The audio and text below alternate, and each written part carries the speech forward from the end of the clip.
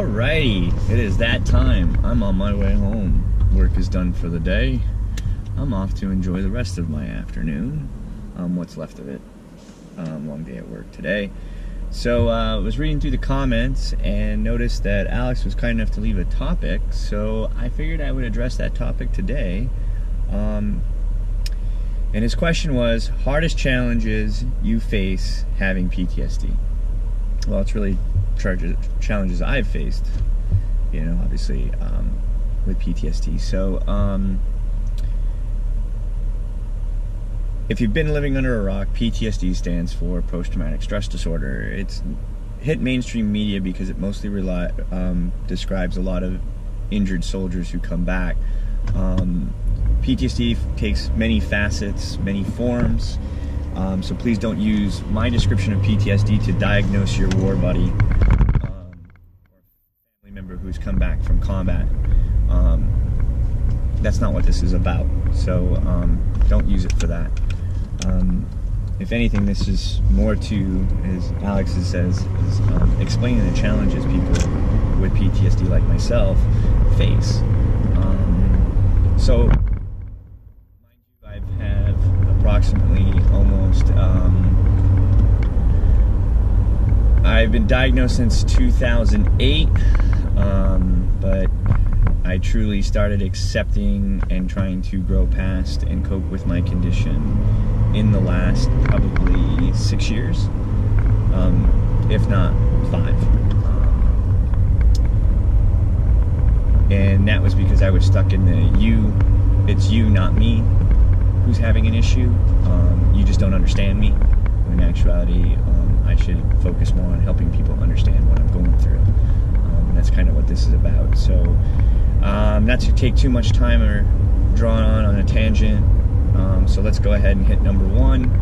Number one would have to be the hypervigilance. So, and then for me, that really means when I go into a building, regardless if I've been there 1,000 times, my brain still goes through the instantaneous checks of what was that noise, where could the enemy come from, where could a threat be, what will I do when the threat happens. As I like to go, keeping my goes covered. If this happens, I go here. If this happens, I go there. Keeping my goes covered, as I like to call it. Clinical terms, hypervigilance. Number 2 would probably be anger management. There is a reason why a lot of veterans are stuck with the stigmata of being a hothead. That's because when I was early in my diagnosis, I definitely fit that description. I would go off on anybody and everybody. Everything had to be a war, everything had to be a fight, and I had to win every time. Be it a verbal argument, physical confrontation, but generally it was just managing my own anger. And it took a lot of coping skills and a lot of, working with therapists and, I would say my peer mentor, that helped me realize how to control my anger. I'll steal a classic line from Jocko Willink. If you've never seen any of his podcasts, get out from underneath the rock you live on, right? Former Navy SEAL puts it very, very well. I've had the honor of meeting him and being around him back early on in my MMA career at the Throwdown Training Center in San Diego, Sports Arena area to be exact. It's now Victory MMA. But same coaches, same people, just different title out front. Great group of guys, etc. But I've had the honor of being able to work with the guy. And his rendition of how people, when you view anger and watching people, it's like watching superhuman strength, and you think you want that. And at the time, it seems really great. Like, oh yeah, I'm fucking amped up. I'm ready to fucking crank down on somebody. I'm gonna snap a neck. I'm gonna do this, right? And you get boisterous and really loud. None of that is impressive, right? It's actually, you're not in control. And he's right. You're weaker for taking that route. And that's the truth. You are weaker for taking the anger route and really just letting it happen. When in actuality, to show strength in adversity, you should be calm, cool, and collective. Those are the things that are impressive. That is real strength. When all shit has hit the fan and everything has erupted around you, you keep your shit in check, right? That is real power, right? right? And that is the truth. And I look at that situation, and I try not to let people have power over me by instigating my buttons or pushing my buttons or trying to get me to get argumentative.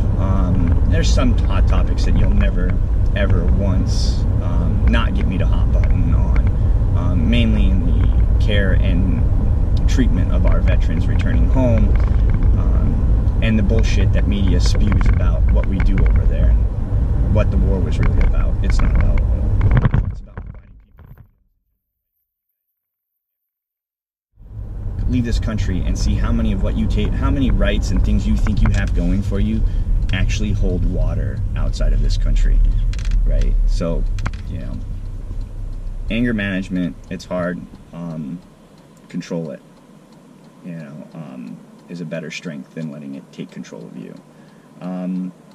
Explaining my condition and my injuries to people. A lot of people, immediately when you say you're injured from combat, I get the up down, and the first thing they're looking for is if I'm missing an arm or a leg, or if I walk funny. I don't walk with a limp. I do walk funny at times, and that's only because I can't feel the floor that I walk on, right? And trying to explain to people how I wound up with so much nerve damage is disheartening, and it's tough, and it's one of the challenges I face because I can't dumb it down to a point where people can digest it. So I just bother not to anymore, except for family members and people that are close, to go into full detail what my condition is. Another challenge I face is willingness to go into highly public places. And a lot of it stems from being able to maintain control of the situation, being overly hyperly vigilant, and makes doing that for a long time was really uncomfortable. And I found that the reason why it was uncomfortable for me was because I was trying to control an uncontrollable, right? You can't control a public environment. You can't control how your brain is going to function or think it needs to break certain events down. And fighting it is only going to cause you more stress. So just like the hypervigilance and getting my goes in order, I just let it happen and I move through it. It takes up 2 minutes of my time to let my brain do it, run its course, and after that I'm good. But if I fight it, I can spend hours and hours trying to deny my brain those activities, and neither of which is appealing to me and productive. And lastly, and the most hardest, difficult challenge I face, and for those of you who don't suffer from PTSD, it's going to be hard for you to grasp this next one. But those of you who do, and my fellow veterans who deal with PTSD day in, day out, will understand what the hardest challenge is I'm about to tell you. Getting your feet to the floor. Waking up and wanting to get out of bed every morning. Right? Especially after a night of no rest. Because the nightmares, the guilt, those things get to you, and want to get up and put your feet to the floor to move on is in fact the hardest challenge, and it happens every day for most of us. It happens every day for me. I get up out of bed or I wake up in bed and I struggle about most of the time trying to get out of bed and wanting to go to work and wanting to do things, you know, wanting to start my day, right? And that's after having a terrorizing or traumatic dream or nightmare, whatever you want to call it. Yes, it scares the piss out of me, and I'm not afraid to admit it. Those things make it hard. A simple act of putting my feet to the floor every morning is probably the most challenging thing I face with having PTSD. And I do it every day, every morning. And it's probably the main reason why I get up early every morning, because when I get up early in the morning, it's not about me. It's about my son getting ready for school. It's about my oldest, prepping him for his day at work. It's about my girlfriend, being there to make her breakfast, talk to her, and see her before we go to 2 different jobs, right, for the day. Those are the reasons why I put my feet to the floor, none of which revolve around my own desire to put the feet to the floor. And that's what makes it hard, you know. And for those of you who struggle with the same thing and having that, if you want to call it motivation or drive just to get out of bed and put your feet to the floor and try to be productive with the rest of your day, yeah, it's a struggle, and you know it's real. You know, so yeah, I'm home. Saw and what I talked about here, or you'd like to, you know, put a comment down for a topic you'd like me to talk about. I'm more than willing to share, more than willing to follow through. Obviously, thank you again, Alex, for your very, very difficult topic to openly discuss in such a public fashion. But maybe what I have to say will click for another veteran, or maybe it'll even click for you, Alex, and it might be beneficial. If you like what you saw, feel free to subscribe if you're not already a subscriber. I try to make a car vlog video every day.